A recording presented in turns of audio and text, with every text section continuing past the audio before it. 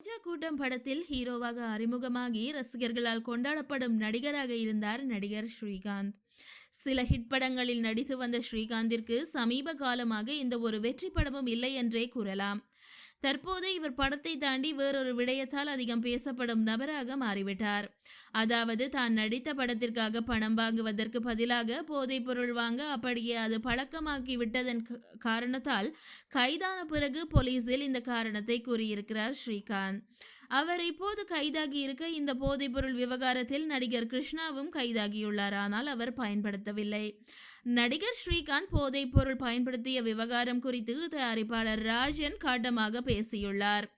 நடிகர்கள் படங்களை ஹிட் கொடுக்கும் போது ஜாலியாக பார்ட்டி செய்ய ஆரம்பிப்பார்கள். படங்கள் தோல்வி அடையும் போது விரக்தியில் குடிக்க ஆரம்பித்து விடுவார்கள். ஒரு சில நடிகர்கள் கேரவானிலேயே குடித்து நடித்து வருகிறார்கள். ஸ்ரீகாந்தும் கிருஷ்ணாவும் இந்த ஒரு விடயத்தில் சிக்கிவிட்டார்கள். ஒருவர் உங்களுக்கு சம்பளம் தராமல் அதற்கு பதிலாக போதைப் பொருளை கொடுத்தால் வாங்கலாமா? தூக்கி போட்டுவிட்டு காவல்துறையிடம் சென்றிருக்க வேண்டியதுதானே.